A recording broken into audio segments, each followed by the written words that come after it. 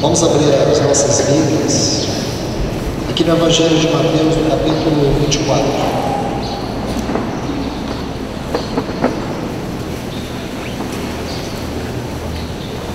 Vamos ler a partir do versículo 36.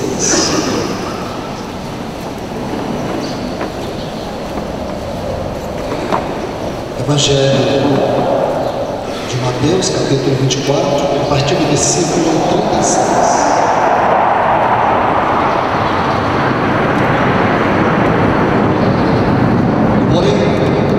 Naquele dia, daquela hora, ninguém sabe, nem os anjos do céu, nem o Filho, mas somente o Pai. Mas, como nos dias de Noé, assim será a vida do homem. Porque como nos dias antes do dilúvio, estavam comendo e bebendo, casando-se, dando em casamento, até o dia em que Noé não se deram conta até que veio o dilúvio e os levou a todos. Assim será também a vinda do Filho do Homem. Agora, Evangelho de Lucas, capítulo 17.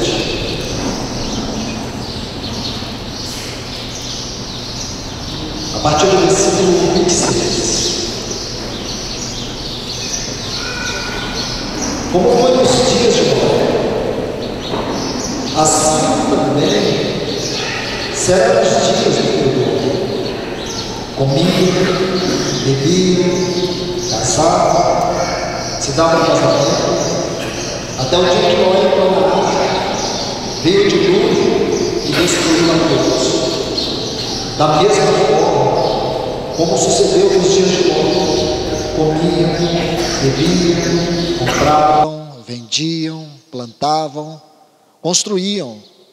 Mas o dia em que Ló saiu de Sodoma, choveu fogo e enxofre do céu e destruiu a todos. O mesmo será no dia em que o Filho do Homem se manifestar. Vamos orar. Amado Pai, no nome do Teu precioso e eterno Filho Jesus, nós te clamamos, pedindo que os teus céus se abram sobre nós nesta manhã. Pedimos que o teu Espírito Santo venha comunicar ao nosso coração a tua mente.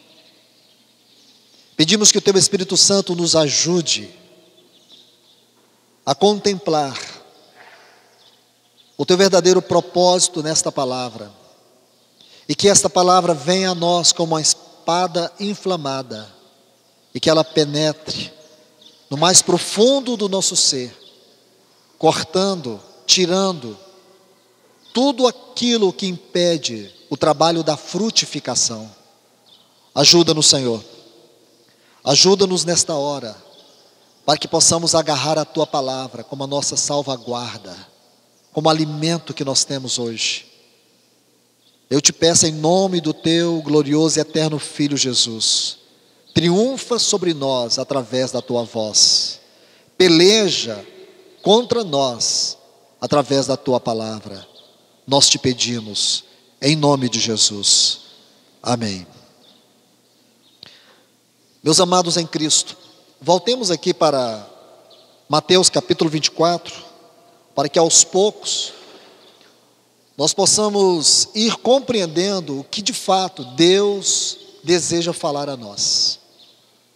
Eu quero que vocês observem comigo aqui detalhes, às vezes detalhes até pequenos, mas que eles fazem toda a diferença na leitura, na revelação e na aplicação da palavra. Observe que o nosso Senhor diz assim no versículo 36, porém, daquele dia e daquela hora ninguém sabe. O meu encargo aqui, irmãos, é falar sobre os dias de Noé e os dias de Ló. Porque nós temos algo muito claro da parte do Senhor, como que uma chave que nos ajuda a entender esse dia aqui do versículo 36. Porque quanto a esse dia, o nosso Senhor disse que ninguém sabe. Mas irmãos e irmãs, preste atenção, é um dia. Naquela semana onde isto vai acontecer, onde esse dia vai ocorrer com tanta singularidade, observe que em 7 dias que compõem uma semana, vai ser em um dia. Naquelas 24 horas desse dia, em uma delas, vai ocorrer este grande advento, a volta do nosso Senhor Jesus. Mas o Espírito Santo, Ele não quer que você se prenda unicamente a esse dia. Observe que Ele vai te dar uma chave muito importante. E a chave está mais abaixo, no versículo 37. Começa aqui com uma conjunção adversativa, e ela está aqui para chamar a nossa atenção. Mas, como foi nos dias de Noé? Está vendo? Então nós temos o dia e os dias. Eu encorajo você a sublinhar essas duas frases, porque elas se complementam. E esta frase, os dias, funciona aqui como que uma chave hermenêutica, para nós compreendermos a singularidade desse dia.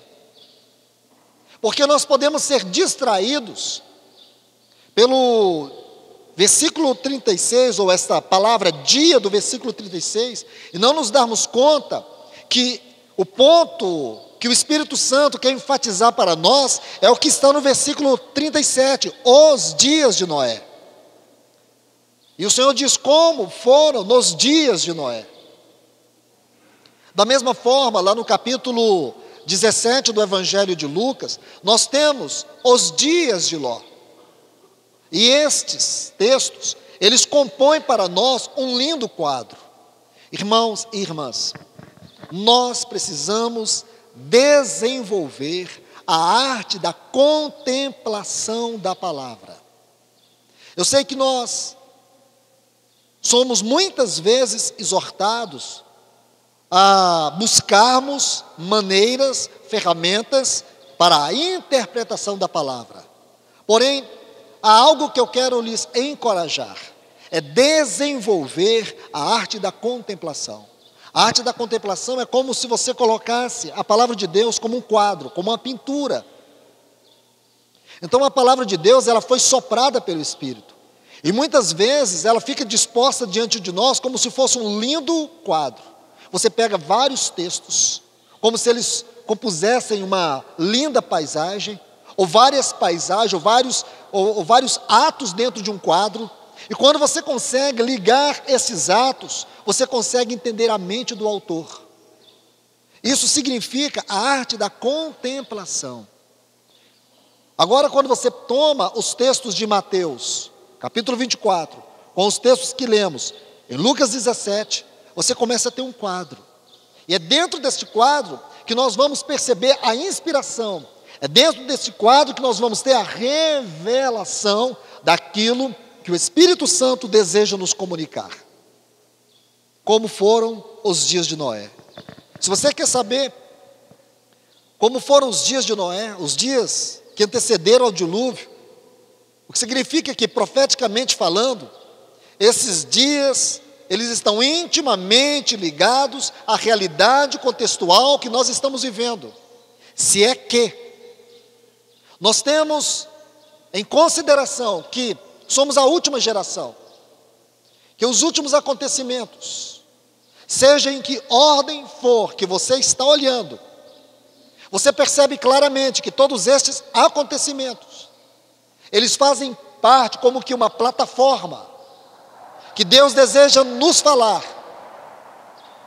de algo que Ele deseja nos mostrar, para que nós possamos olhar além dos acontecimentos, e entender a que horas nós estamos do retorno do nosso Senhor Jesus. Eu creio que nós não podemos ser ignorantes.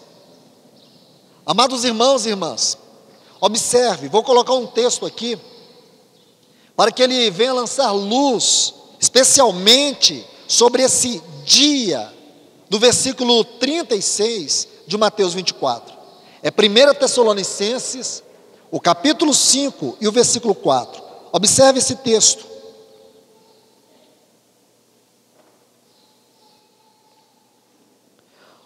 1 Tessalonicenses, capítulo 5 e o versículo 4. Paulo diz: mas vós, irmãos, não estáis em trevas, para que esse dia, como ladrão, vos apanhe de surpresa. Observe isto: vós não estáis em trevas, para que esse dia, como ladrão, vos apanhe de surpresa. Se ainda me for permitido, eu quero voltar nesse texto para nós compreendermos com propriedade bíblica o que significa estar em trevas. Tomar algo da palavra de Deus e ilustrar de acordo com a nossa realidade contextual. Permita-me ainda adicionar um outro texto a este texto para que nós possamos amplificar a força da luz sobre aquele dia, lá do versículo 36 de Mateus capítulo 24, Apocalipse capítulo 3. O versículo 3. Apocalipse 3, 3. Diz assim: lembra-te, pois, como recebestes e ouvistes, guarda-o, arrepende-te, pois, tem um pois aqui, que significa que há uma solene advertência, pois, se não vigiares.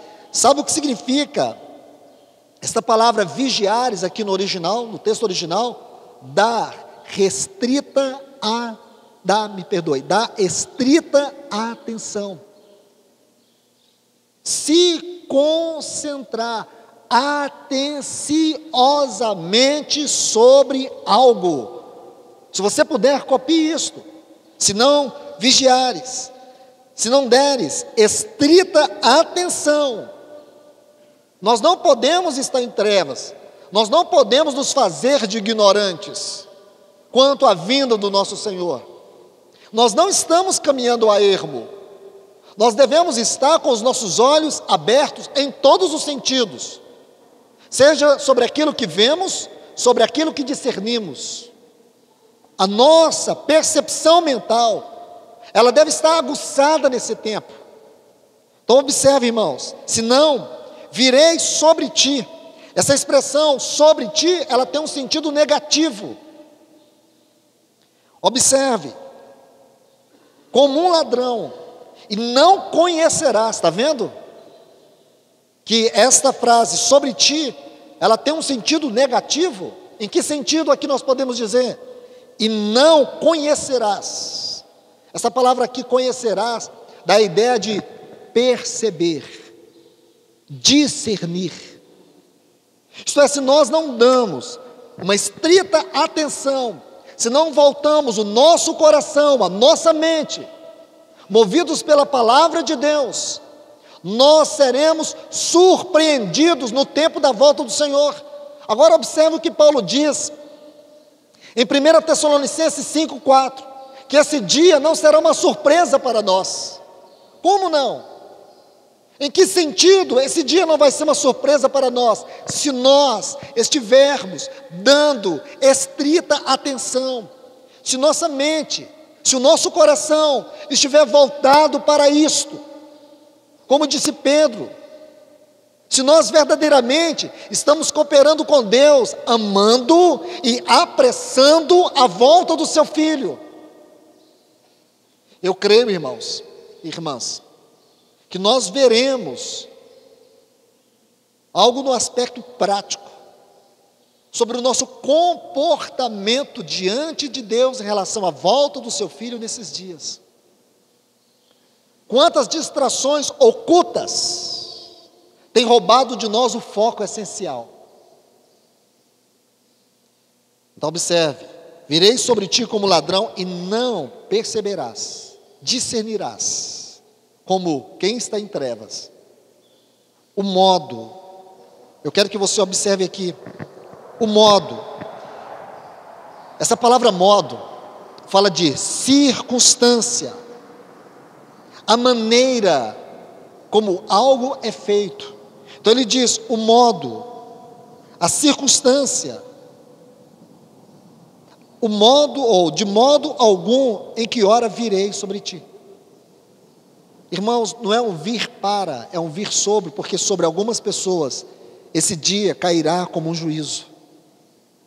E nós estamos recebendo um glorioso chamamento do Espírito Santo, para que nesse dia nós não nos encontremos envergonhados diante dele, pelo contrário, que ele venha ser admirável e glorificado na sua igreja. Este é o desejo do amado noivo.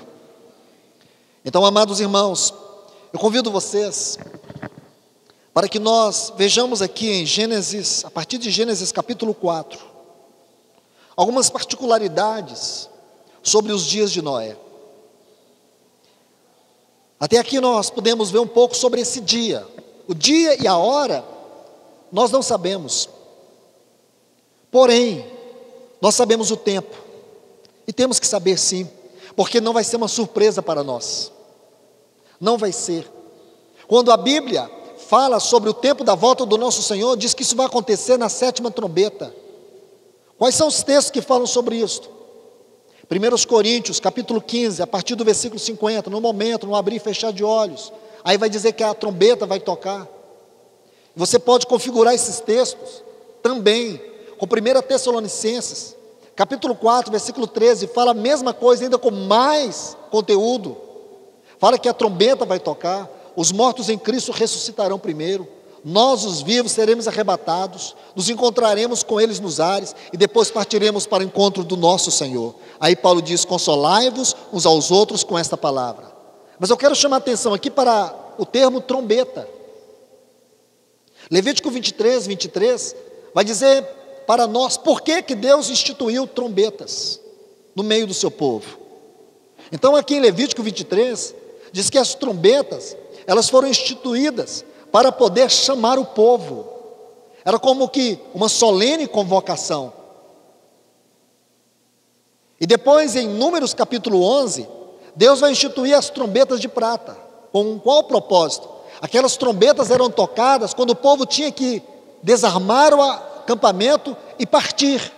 Então tinha a ver com a partida do povo de Deus. Num aspecto tinha a ver com o chamamento do povo de Deus. Em outro aspecto tinha a ver com a partida do povo de Deus. E quando você estuda em Apocalipse capítulo 10, quando Deus vai nos falar por meio do seu Espírito, através de João, sobre a 7ª trombeta, diz: nos dias da voz do 7º anjo. Por que nos dias, plural? Porque esta trombeta, ela é diferente de todas, é a 7ª. Essa voz aqui corresponde à 7ª trombeta. Por que dias? Porque ela abrange vários acontecimentos. Escute isso, é muito importante. E se você observar no capítulo 10, João vai dizer para nós, aliás, Deus vai dizer para João, e isso é transmitido a nós, que muitas coisas que João viu, Deus disse para ele não escrever. E por que Deus não quis que algumas coisas fossem escritas? Porque Deus sabe que para nós, de maneira prática, essas coisas não são importantes. Por exemplo, Deus não quis que nós soubéssemos quem é o anticristo. Tem alguém aqui interessado em saber quem é o anticristo? Eu particularmente não. Eu creio que nosso desejo íntimo deve saber em conhecer quem é Cristo. E o que é a marca da besta? Se você me perguntar, eu digo para você, também não sei. Porque Deus não quis que nós soubéssemos. Mas Ele quer que nós saibamos qual é a sua marca. No capítulo 7, Deus diz assim, para aqueles 4 anjos: não danifiqueis a terra, não danifiqueis o mar, até que eu sele na fronte todos os meus servos. Então, antes do anticristo selar os seus, Deus já terá selado os seus. Então nós temos que preocupar mais com o selo de Deus do que com o selo dos bestas ou da besta. Então, irmãos, nós não temos que nos levar por essas coisas. E o milênio? Vai ser 1000 anos? Vai ser 10 anos? Quanto tempo vai ser? Irmãos, não importa. Importa é você se preparar e desejar reinar com Cristo. Está entendendo? A igreja vai ser arrebatada antes, durante ou depois da grande tribulação. Para mim também, irmãos, não faz a grande diferença. Importante é que ela vai ser arrebatada. Está entendendo? Importante é que nós devemos estar com as nossas vestes preparadas. Se você pensa diferente do seu irmão, isso não faz nenhuma diferença quanto ao tempo do arrebatamento. Faz diferença é se você se importa em se preparar. Então, quando você abre o capítulo 10, você vai ver que nos dias da voz do sétimo anjo, nos dias da voz do sétimo anjo, são muitos acontecimentos. E aqui nós vamos perceber, irmãos, que o Senhor, Ele vai realizar muitas coisas na terra. Por que eu falo isto? Porque quando nós começarmos a ouvir essa trombeta tocar, e essa trombeta vai tocar de muitas maneiras, ou será um som que vai se propagar de muitas maneiras, e nós precisamos estar alertos, porque de uma certa forma, o som dessa trombeta vai nos aproximar do Senhor, em nossa vida, em nossa consagração, em santidade, o que significa que em certo aspecto, ao ouvirmos os acontecimentos, que tem a ver com a voz, com o barulho, com o som dessa trombeta, nós devemos nos aproximar mais e mais do nosso Senhor, porque de certa forma, Ele está reivindicando, Ele está chamando os seus, mas também sabemos, quando todos esses acontecimentos ocorrerem, será o tempo de nós partirmos deste mundo. Existe algumas mensagens que têm sido propagadas e têm provocado um grande temor no povo de Deus. Algumas pessoas têm dito: irmãos, vamos começar a preparar alimento, ou estocar alimentos. Faz um buraco debaixo da sua casa para você se esconder lá. Algumas pessoas têm pregado isso. Está na hora da gente começar a pensar nisso. Eu quero dizer para você que o nosso Senhor, quando Ele fala desse dia, Ele diz algo completamente diferente. Ele diz: quando virdes todas essas coisas acontecerem, levantai a vossa cabeça, regozijai, porque a vossa redenção está próxima. Irmãos, esse será o tempo, isto é, no processo dessas trombetas, as nações serão julgadas, este mundo será julgado. Olha as primeiras 4 trombetas, você vai ver o juízo de Deus sobre as nações. É nesse tempo que nós vamos abrir o Salmo 91, e vamos perceber que esse salmo, de maneira singular, se aplica à igreja do Senhor Jesus, que estará vivendo nesse tempo. 1000 cairão ao teu lado, 10.000 à tua direita, mas tu não serás atingido. Da mesma forma que Deus julgou o Egito, e você vê todas aquelas pragas que incorreram sobre o Egito, porém, Deus guardou o seu povo na terra de Gozém. Aonde estava o povo de Deus? Estava ali a nuvem, a mão de Deus guardando o seu povo. Havia trevas sobre a casa dos egípcios, trevas que se podiam apalpar, porém, na casa do povo de Deus, havia luz nas suas habitações. Então você entende? Queridos e prezados irmãos e irmãs em Cristo Jesus, nós temos que compreender que Deus, de maneira gloriosa, Ele está requerendo essa igreja, Ele está atraindo ela para Ele. Nós temos que estar atentos quanto a isso. Não podemos ficar correndo desesperadamente. Temos que ter discernimento, entender o tempo e o modo de Deus sobre todas as coisas.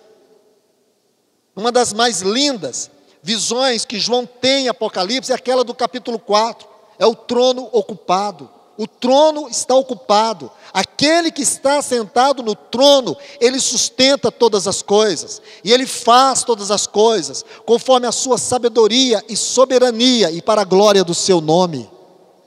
Então estejamos atentos quanto a isso. Agora, irmãos e irmãs, por favor, venham comigo aqui em Gênesis, capítulo 4. Vamos compreender alguns detalhes acerca do dia de Noé e também sobre o dia de Ló. Aqui em Gênesis capítulo 4, você vai perceber que está toda a base que forma a realidade contextual do dilúvio. E o Senhor diz como foram os dias de Noé. Estes são os dias de Noé. Aqui, no versículo 16 do capítulo 4, tem uma frase que diz assim: saiu Caim da presença do Senhor. Gênesis 4:16.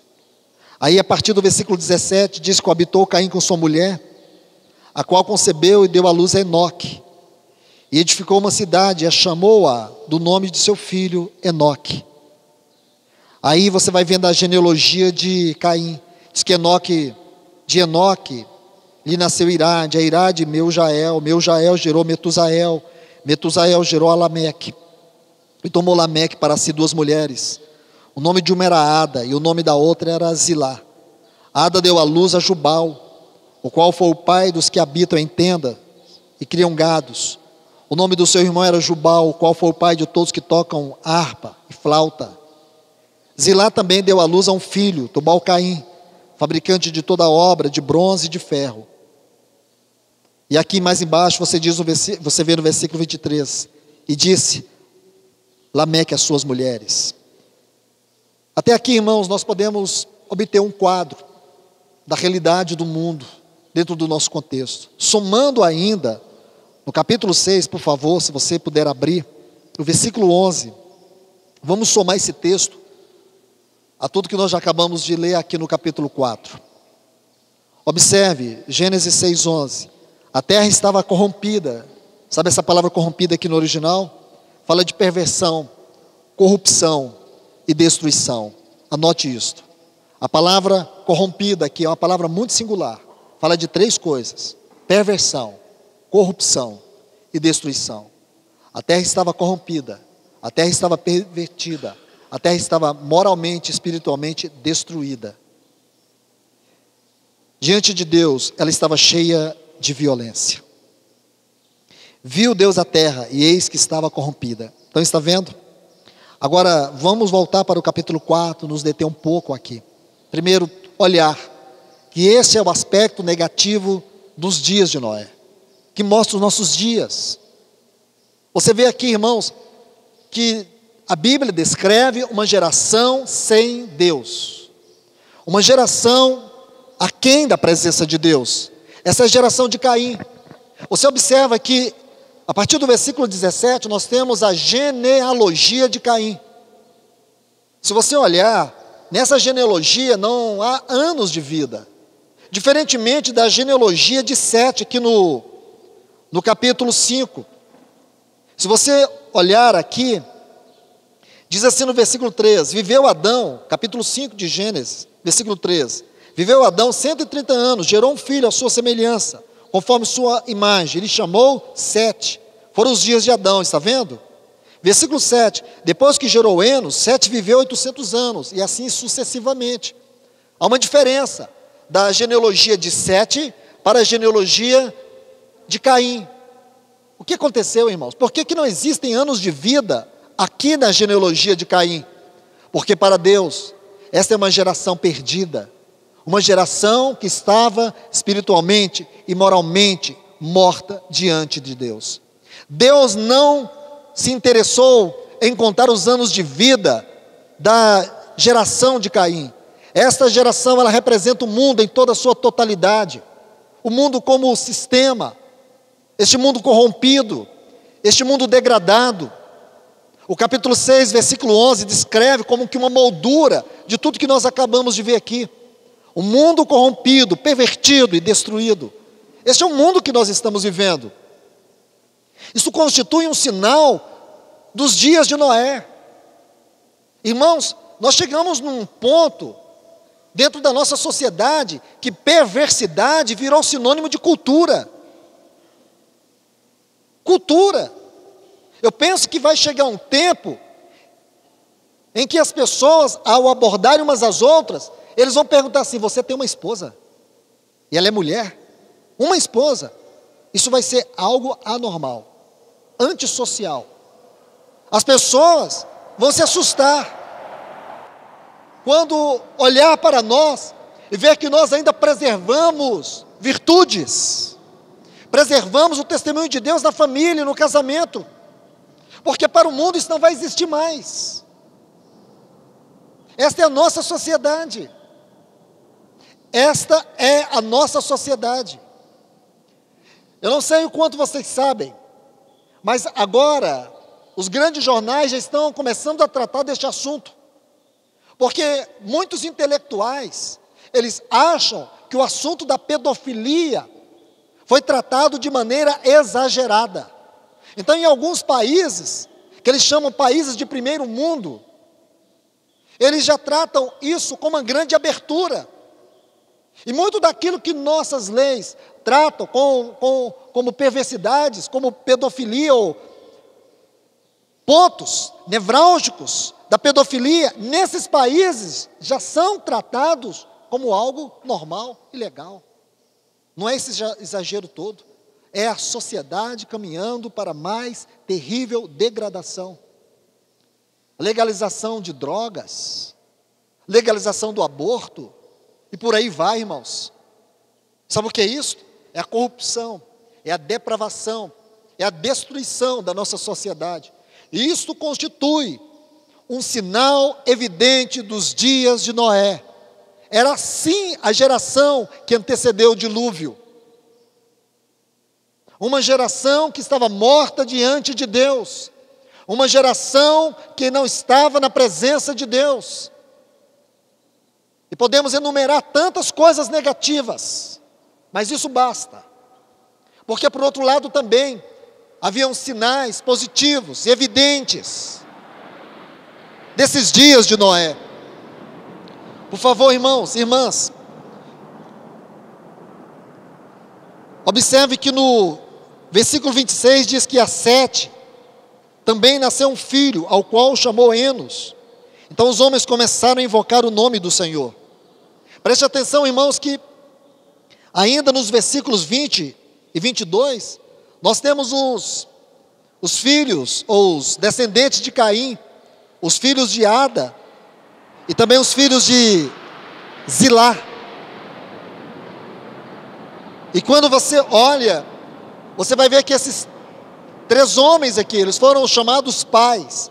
Os pais dos que criam gados, os pais dos que tocavam harpa, e os pais de todo fabricante de toda obra de bronze e de ferro. Sabe o que significa essa porção aqui? Antes de entrar em Enos, ainda preciso lhes mostrar isto. Porque aqui mostra uma sociedade que se desenvolveu e sistematizou todas as suas necessidades. Estão entendendo? Uma sociedade que se desenvolveu e sistematizou todas as suas necessidades. Provisão, prazer e proteção. Eles sistematizaram tudo isso a partir deles mesmos e para eles mesmos.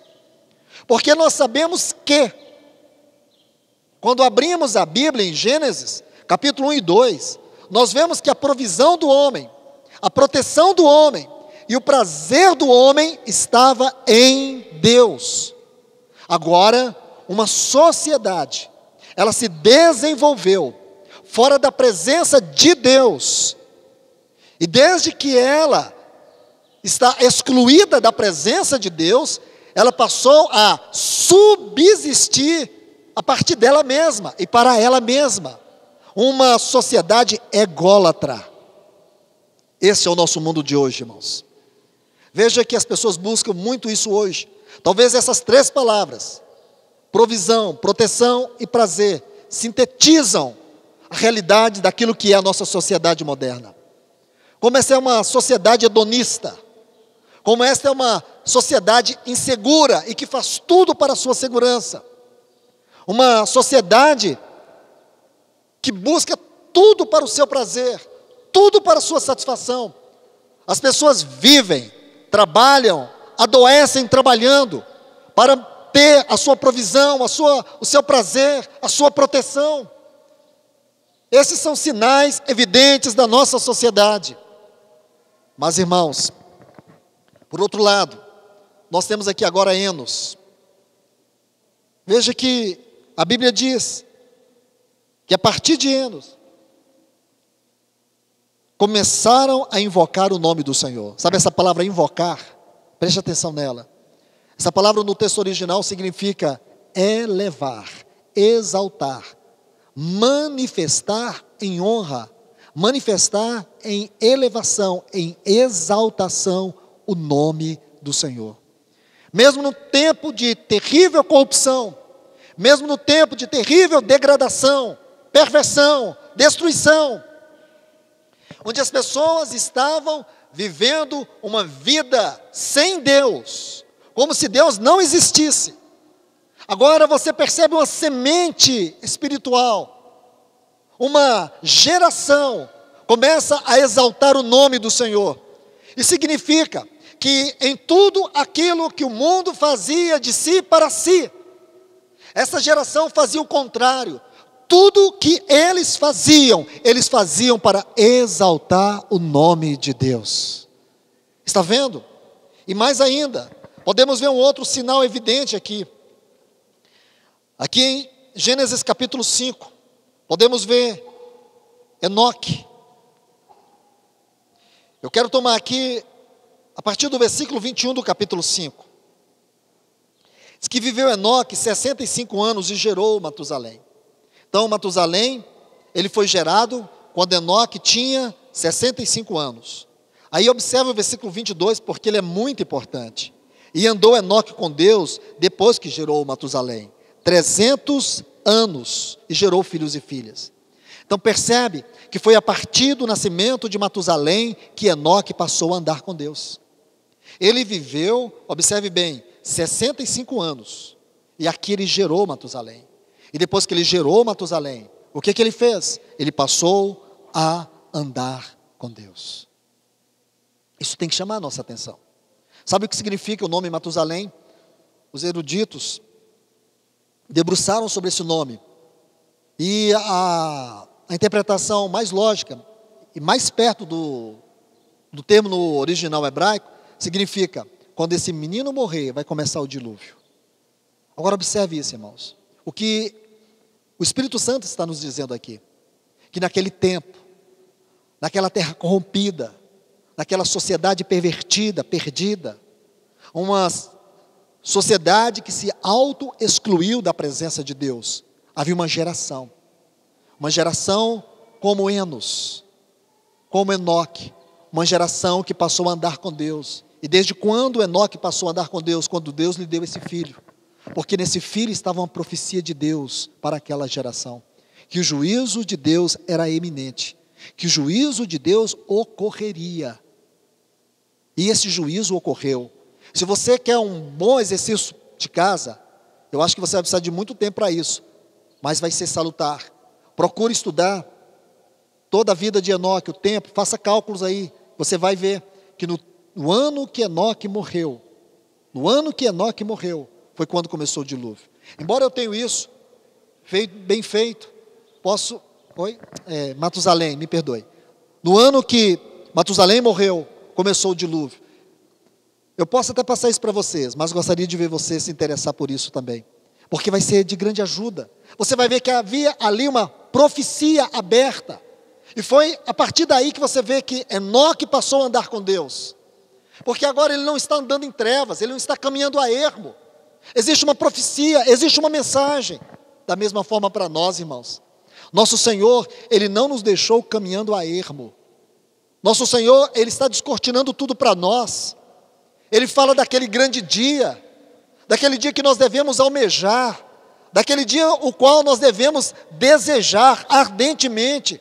Então Ele disse: olhe em volta, veja a configuração dos dias de Noé com os vossos dias. Veja os acontecimentos, olha a perversidade, olha a iniquidade, olha a sociedade se autodestruindo, se auto-excluindo da minha presença. Veja, observe o chamamento da igreja. Veja que o Senhor está chamando a igreja de maneira veemente, chamando ela para andar com Ele, descortinando as profecias, para que essa igreja não caminhe às cegas. Isso é importante, irmãos. Do que nos fala estes dias de Noé, do mundo, em seu aspecto exterior. Então, tudo o que concerne o aspecto exterior do mundo, é como sinal para nós. Esses são os dias de Noé. Mas ainda, avançando aqui, em Gênesis, por favor, capítulo 13. Vamos entender agora os dias de Ló.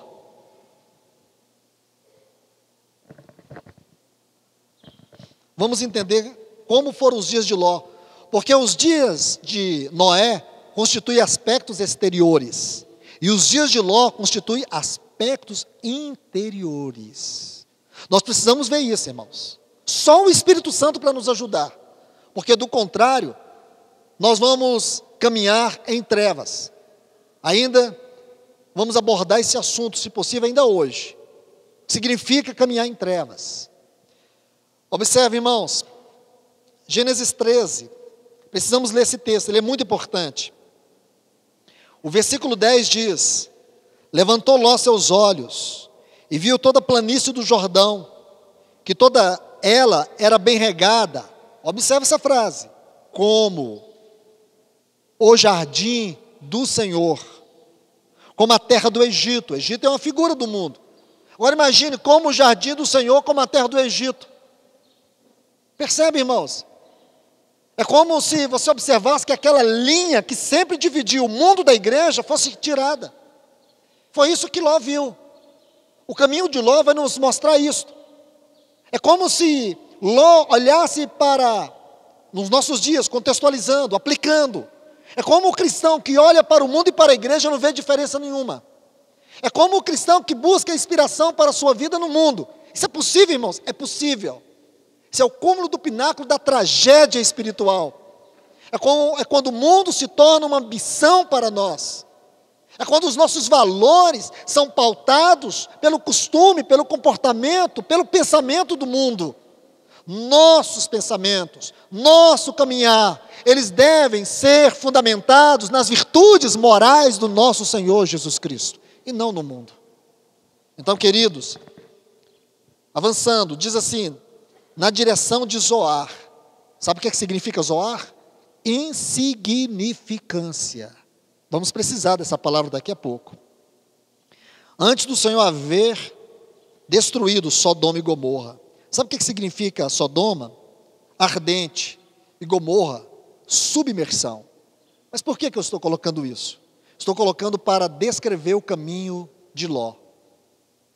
Aqui você vai ver o caminho de Ló, constituído por esses 3 lugares. Zoar, Sodoma e Gomorra.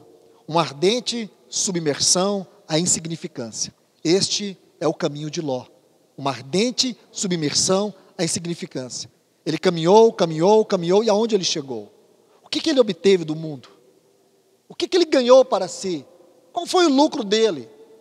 Aquela visão embaçada que ele tinha do Egito como se fosse o jardim do Senhor. Assim ele olhou para a região de Sodoma. Foi assim que ele viu. Irmãos, nós precisamos ser atentos, perceber aqui como que o Espírito Santo, ele está imprimindo esta palavra na nossa mente. Observe isso com cuidado, observe isso com zelo, porque agora nós vamos para o capítulo 19, aqui de Gênesis. E aqui vamos nos deter um pouco mais, para entender os dias de Ló. Como eu disse, esses dias têm aspectos interiores. Vamos ler 2 textos apenas. Versículo 17 do capítulo 19. E levando-os para fora, disseram: escapa por tua vida. Essa palavra vida aqui, o texto hebraico, é nefesh, é alma. Sabe o que ele está dizendo aqui? Salva a tua alma. Alma que descreve o que sinto, o que penso e o que quero. O que sinto, o que penso e o que quero. Sabe o que o Senhor está dizendo para Ló, sua família? Salva a tua alma. Aqui fala de desejos, fala de emoções. Preste atenção nisso, irmãos. Eu sugiro a você colocar essa observação. Por quê? Pode ser que um dia você precise. Pode ser que um dia, para a sua meditação, para o seu enriquecimento espiritual, você necessite ler este texto. O Senhor está dizendo: salva a tua alma. Salve, escapa. Olhe bem, esta outra palavra, não olhes para trás. Essa palavra não olhes. Sabe essa palavra olhes aqui? O texto original fala de contemplar, concentrar. Observe, concentrar demasiadamente o coração e a mente. É uma palavra simples, irmãos? Claro que não é. Coloque aí uma observação sobre essa palavra, porque a gente vai precisar dela há pouco. Ela é uma chave para nós entendermos os dias de Ló. Não concentre o seu coração de maneira demasiada. Não concentre a sua mente, o que você sente, o que você pensa, o que você quer. Não permita que os seus sentimentos, que os seus pensamentos, que a sua vontade, que as suas emoções estejam concentradas neste mundo. Salva a tua alma. Essa é a palavra. Mais uma frase muito importante aqui. Nem te detenhas. Sabe o que significa isso? Não se prenda. Não se prenda. Olhe bem, irmãos, não se prenda em toda esta campina. A campina que ele viu, que parecia o jardim do Senhor, mas que era a figura do mundo no seu aspecto mais devastador. Uma campina que ele olhou, que era como o jardim do Senhor, e que do jardim do Senhor não tinha nada. Sabe o que tinha lá? Uma insignificância, submersão, ou uma estrada, uma trajetória, um caminho que estava mergulhado na insignificância. Uma ardente submersão à insignificância. Este é o caminho de Ló. Isso tem a ver com os anelos da nossa alma. Uma alma que não está rendida. Uma alma que se confunde com as coisas do mundo. Uma alma que não busca satisfação no Senhor. Irmãos, pense o quanto nós temos vivido tomados por insatisfação. As pessoas não estão satisfeitas com o cabelo que tem, com o rosto que tem, com a roupa que tem, com o carro que tem, com a casa que tem. Uma terrível compulsão secreta vai dilacerando o seu coração. Quando a pessoa se olha no espelho, está insatisfeita, olha o nariz, olha os olhos, olha tudo. Ao invés de nós buscarmos aquele espelho onde nós podemos nos ver em Cristo Jesus e saber o quanto estamos sendo conformados à imagem do Filho de Deus. Olhar e vermos que nós estamos sendo transformados de glória em glória. Então, esse tipo de comportamento interior revela algo muito sério. Revela aonde temos colocado o nosso coração e o quanto temos caminhado em trevas. Em trevas. E por essa razão, não temos nos importado com o tempo da volta do Senhor. Aliás, até falamos, mas de maneira religiosa. Até pensamos na volta do Senhor, mas nunca para uma experiência presente na nossa vida. Falamos do céu porque temos medo do inferno. E não falamos do céu porque o nosso coração já está lá. Nossos pés estão na terra, mas o nosso coração já deve estar lá. Esse é um terrível sinal de caminharmos em trevas. Irmãos, irmãs, observe. Ele diz: escapa para o monte, para que não pereças. Agora, por favor, ainda no capítulo 19, versículo 26.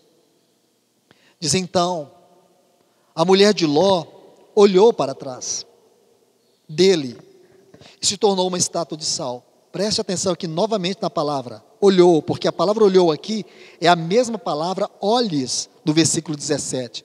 Eu quero que você sublinhe isso, porque é importante para você.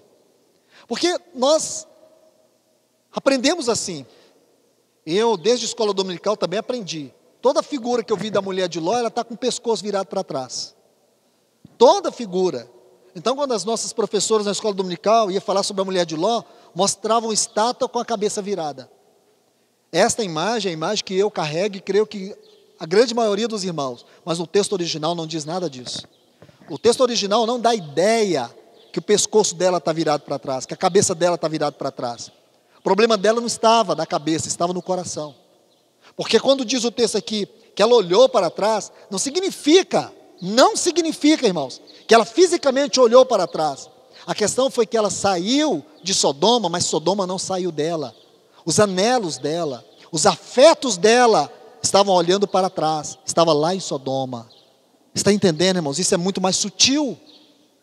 Muito mais sutil. Porque pensar que essa mulher olhou para trás, ficou admirando o que ela perdeu, talvez não signifique muito isso para você. Mas quando você observa esta palavra olhes, o que dá a entender aqui? Dá a entender que ela concentrava de maneira demasiada o seu coração naquela cidade e tudo aquilo que a cidade representava. O que aquela cidade representava? A insignificância, a perversão, a destruição, um completo afastamento de Deus. Era isso que estava no coração dela. E porque o coração dela estava entulhado dessas coisas, ela se tornou o quê? Olha o que diz a Bíblia: uma estátua de sal. Sabe essa palavra estátua aqui? Essa palavra, a tradução dela do original, é uma figura representativa. Ela se tornou uma figura representativa, uma representação. Do sal em que sentido? Como está em Mateus capítulo 5 e o versículo 13. Se o sal for insípido, para nada mais presta, a não ser para ser pisado pelos homens. Então, irmãos, que figura nós temos aqui desses dias de Noé e desses dias de Ló? Uma figura que mostra o mundo no seu aspecto exterior e o mundo no seu aspecto interior.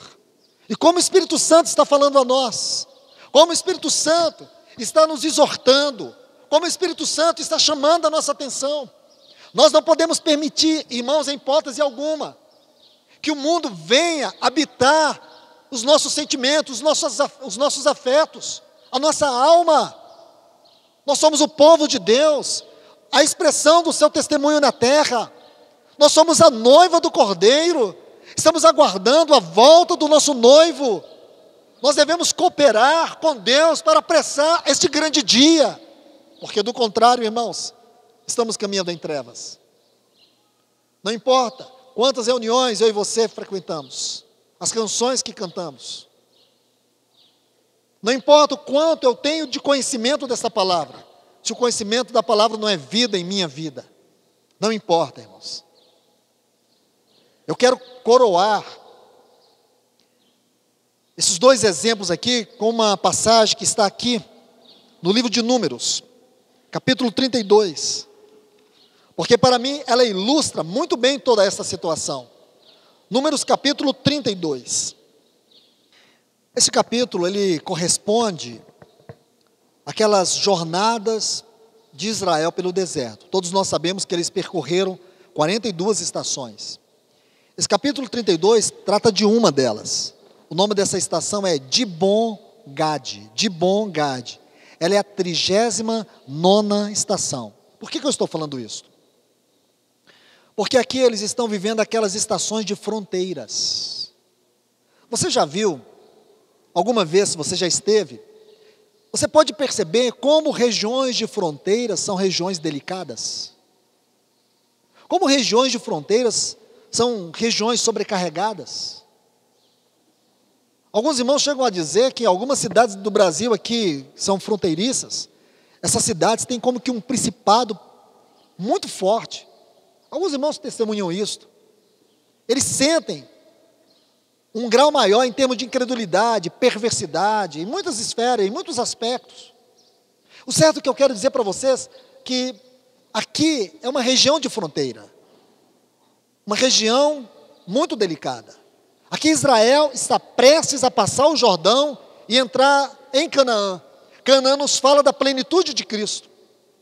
Porém, aqui acontece algo muito interessante, irmãos. Isso deve chamar a nossa atenção. A Bíblia diz, aqui, região de Dibon-Gad. Sabe o que é Dibon? Dibon fala de desfalecimento. E Gad é fortuna. Traduzindo, Dibon-Gad significa a decadência da prosperidade. A decadência da prosperidade. Especialmente daqueles que confiam nela.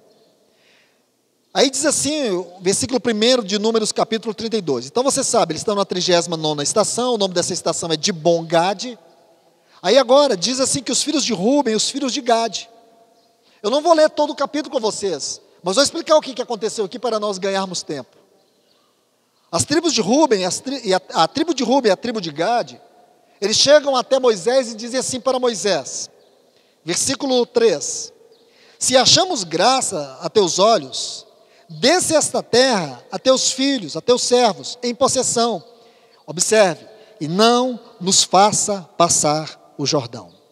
Olha isso, irmãos. Eles caminharam até ali.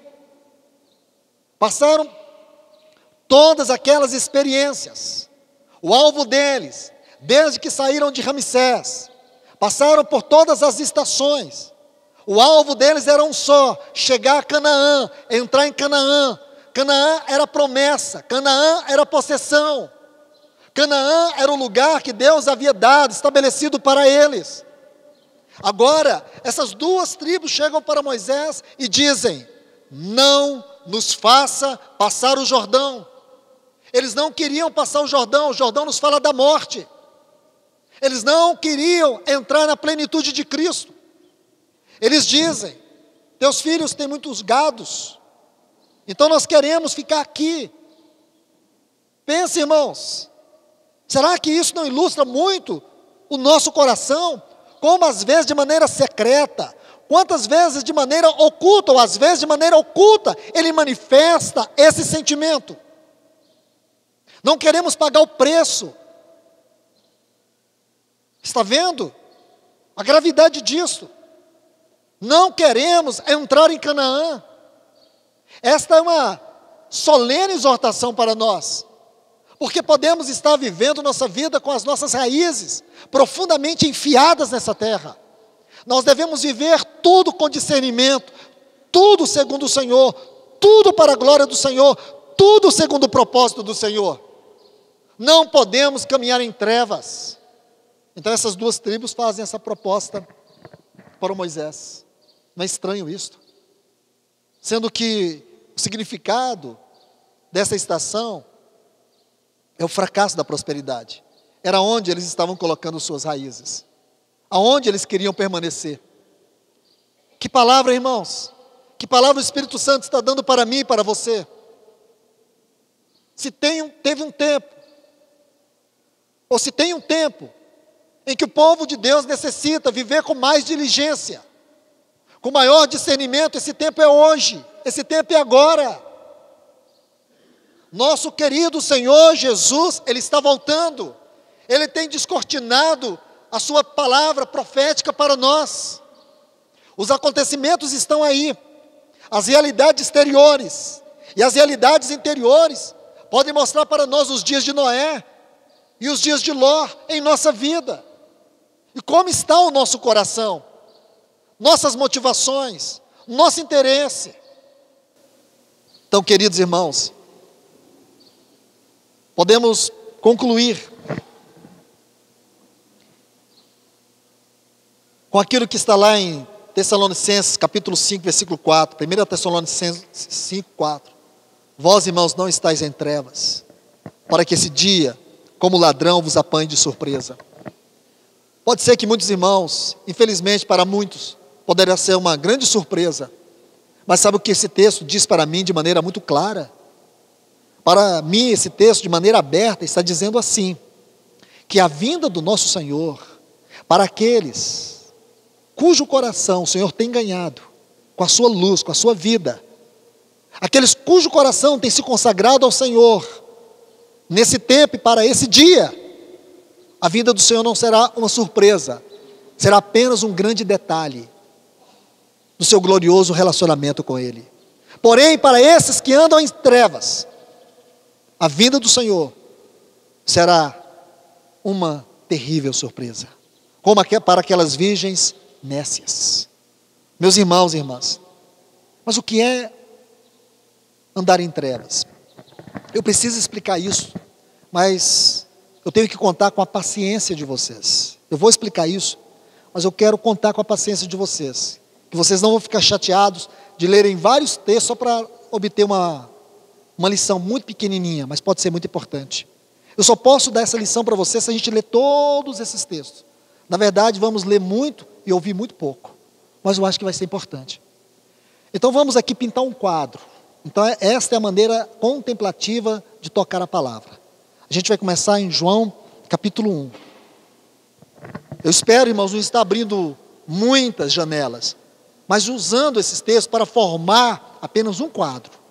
Observe, tudo que nós temos visto aqui, sobre os dias de Noé, sobre os dias de Ló, e aqui agora nós vemos a tribo de Ruben e de Gade, dizendo: nós não queremos atravessar o Jordão, nós queremos é ficar aqui.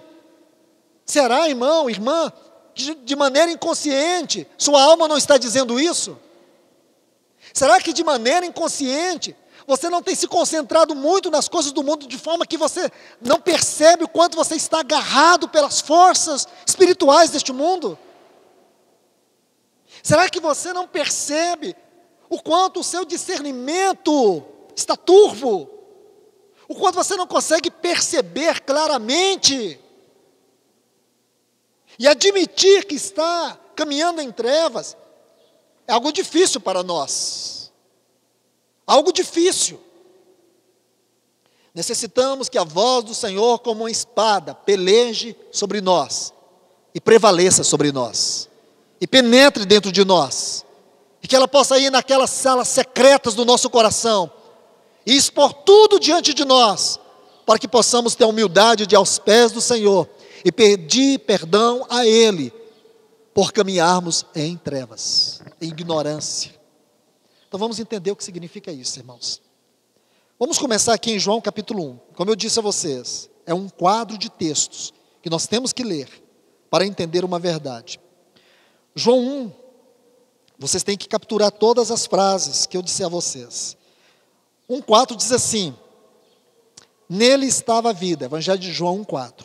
E a vida era a luz dos homens, e a luz resplandece nas trevas. Então a vida era a luz, e a luz resplandece nas trevas. Este é o primeiro ponto do quadro que nós vamos pegar. Esses textos compõem uma parte do quadro que nós estamos aqui pintando, para que possamos discernir, obter a revelação de forma contemplativa. Ainda no capítulo 1 do Evangelho de João, versículo 35 a seguir. No dia seguinte, João estava outra vez ali, assim como 2 de seus discípulos. E vendo Jesus que passava por ali, disse: eis o Cordeiro de Deus. Os 2 discípulos ouviram-no dizer isso e seguiram. Veja, eles ouviram João dizer isso e seguiram a Jesus. E voltando-se Jesus e vendo que eles o seguiam, disse-lhes: que buscais? Eles disseram: mestre, onde moras? Ele lhes disse: vinde e vede. Viram onde moravam e ficaram com ele aquele dia, porque era quase 2 da tarde. André, irmão de Simão, Pedro, era um dos que ouviram aquilo que João disse e seguiu a Jesus. Então quero que você guarde aqui agora André. André foi aquele que viu. Quando João disse: eis o Cordeiro, ele viu. E quando ele viu, o que ele fez? Seguiu o Senhor Jesus. Amém? Agora, vamos voltar aqui em Marcos capítulo 3. Eu preciso ainda desse texto, irmãos. Marcos capítulo 3. Então vocês não fiquem desanimados. Eu pedi a paciência de vocês. Então me empreste a paciência por um momento. Não quero cansá-los com tantos textos, mas eu preciso também da paciência e da atenção, que vocês gravem isso. Então nós temos aqui que a vida do Senhor era a luz, que essa luz resplandece nas trevas. Agora nós temos uma parte do quadro aqui que está meio, ainda não está muito claro para nós, que é André. André entra aqui. Então André foi aquele discípulo que ouviu o testemunho do Senhor Jesus por João. E quando ele ouviu, o que ele fez? Imediatamente ele seguiu o Senhor. Ele nunca mais deixou de segui-lo. Ele absorveu aquela palavra. Preste atenção. Agora eu preciso desse texto aqui. Vocês a princípio não vão entender nada, mas vão compreender depois. Marcos 3,16 diz: designou os 12. Primeiro, Simão, a quem pôs o nome Pedro. Segundo, Tiago, filho de Zebedeu. Terceiro, João, irmão de Tiago, nos quais pôs o nome de Boanerges, que significa filho do trovão, e André. Então agora nós temos André. André é o 4º discípulo do Senhor Jesus. Então nós vamos lá no nosso quadro, que nós estamos pintando. Então nós vamos colocar aqui: André era o 4º discípulo do Senhor Jesus. Agora só 2 textos. Eles vão agora fazer a pintura final e jogar brilho na tela e colocar moldura, e nós vamos ver algo do Senhor aqui. Apocalipse capítulo 21.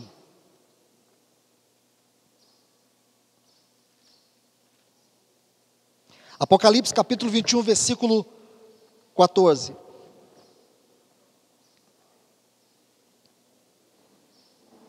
Diz: o muro da cidade tinha 12 fundamentos, e sobre eles os 12 nomes dos 12 apóstolos do Cordeiro. Então aqui nós temos uma parte só. A gente vai ver aqui que a Nova Jerusalém, você sabe que essa é uma cidade nupcial. Ninguém pensa que nós vamos morar na Nova Jerusalém. Essa é uma cidade nupcial. Essa cidade fala da composição máxima da obra do Filho de Deus. Nunca esqueça, você está lendo profecia. Então todo detalhe aqui tem uma conotação estritamente profética. Fala de uma verdade gloriosa. E este livro, o livro de Apocalipse, é o testemunho de Cristo Jesus, é a revelação do Filho de Deus. Este livro tem como propósito absoluto revelar para nós a grandiosa obra consumada de Cristo Jesus, segundo a glória do eterno propósito de Deus. Então observe aqui, irmãos. João vai dizer que a cidade a Nova Jerusalém tem uma muralha. Essa muralha tem 12 fundamentos. E cada fundamento é constituído de uma pedra preciosa que corresponde a um dos apóstolos de Cristo Jesus. Ok? Agora vamos, versículo 19. E os fundamentos do muro da cidade estavam adornados com todo tipo de pedras preciosas. O primeiro fundamento é jaspe, Pedro. O segundo, de safira, Tiago. O terceiro, de calcedônia, João. E o quarto, esmeralda, André. Então, André, a pedra de esmeralda é a pedra de André. André corresponde à pedra de esmeralda. Agora, o que eu quero dizer, irmãos? Algo muito simples. Por isso que eu disse para vocês, eu vou ler muito e falar pouco, porque não tem muito o que dizer aqui. Porque o quadro está diante de nós, então não tem muito o que ouvir, tem muito o que ver. Isto é, estudar a Bíblia de maneira contemplativa. Então o que nós enxergamos diante de nós? Um detalhe, a pedra de esmeralda, ela tem muitas características extraordinárias, mas uma característica dela é essencial. Essa pedra é uma pedra que ela retém a luz, diferentemente do jaspe. O jaspe é uma pedra opaca, mas a esmeralda não. A esmeralda, quando a luz penetra nela, ela absorve a luz. Por isso que esta é a pedra de André, porque Jesus, a vida estava nele, a vida é a luz. Então veja, quando João disse, eis o Cordeiro de Deus, aquilo foi como luz para André. E o que André fez? Ele reteve, ele absorveu aquela luz, porque ele é como a pedra da esmeralda. Nós sabemos muito bem que essas pedras aqui não foram dispostas por Deus na inspiração da sua palavra para falar para nós a história dos apóstolos somente, muito mais do que isso, mas para falar como Cristo está sendo formado em cada um de nós. Estas pedras, elas funcionam como parábolas cristológicas, onde o Espírito Santo está nos falando Cristo.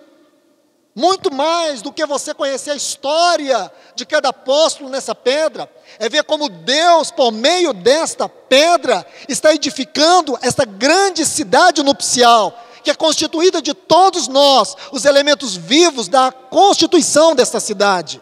Então isso é muito glorioso, irmãos. Então o que significa isso? Observe. Você sabe que João Batista foi um grande profeta. Nosso Senhor Jesus disse que dos nascidos da mulher, não houve um como João. Ele foi aquele designado por Deus para preparar o caminho do Filho de Deus. João pregava justiça, pregava o reino de Deus, pregava arrependimento. As pessoas iam até ele. Lá no capítulo 5, ele mesmo disse que à medida que Cristo fosse crescendo, ele iria diminuindo. Mas, irmãos, infelizmente, nós vemos algo que deve ser uma exortação para nós, e falo isso com muito cuidado, porque falo de um profeta, de um homem de Deus, que teve o grande privilégio, dentre todos os profetas, de preparar o caminho para o Filho de Deus, de apontar o Filho de Deus, de ver o Filho de Deus e de batizar Cristo. E você sabe que quando ele batizou Cristo, o céu se abriu, o Espírito Santo na forma corpórea de pomba desceu, a voz de Deus veio, este é meu filho.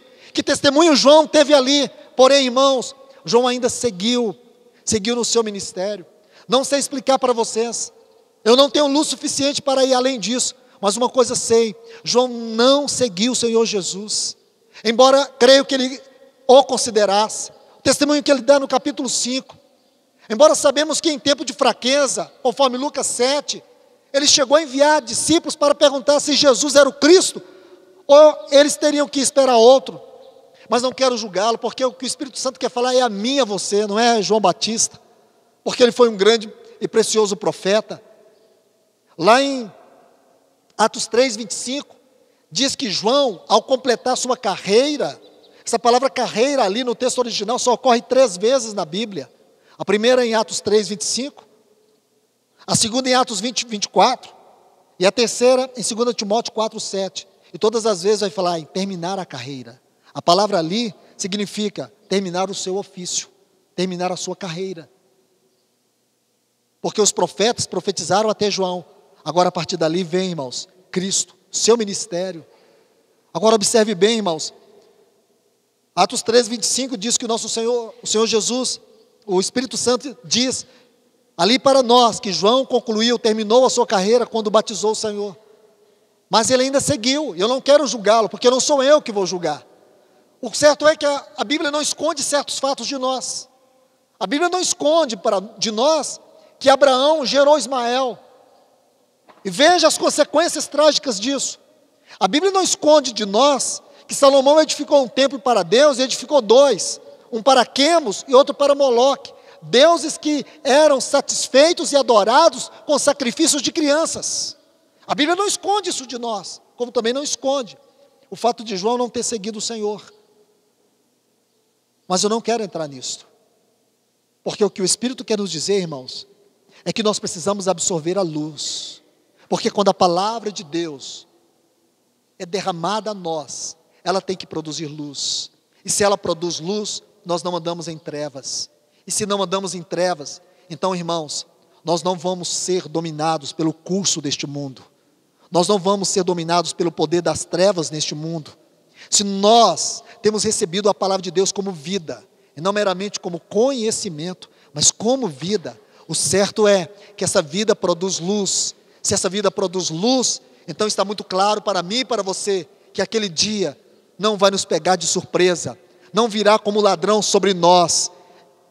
Esta palavra como vida vai tornar o nosso coração um coração vigilante, um coração que dará estrita atenção quanto ao tempo da volta do Senhor.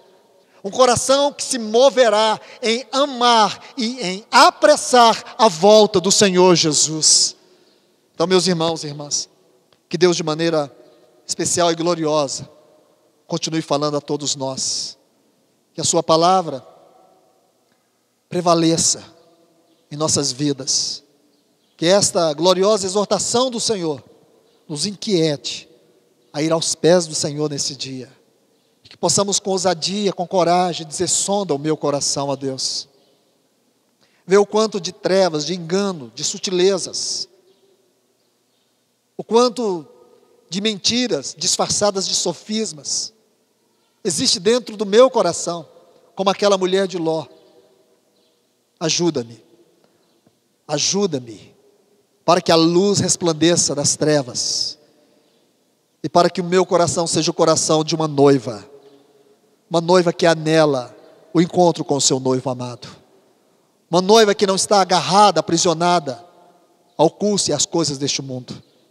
Amados, que Deus em Cristo vos abençoe. Vamos orar. Querido Pai, no nome do Teu precioso Filho Jesus, vem prevalecer sobre as nossas vidas, neste lugar, nesta manhã.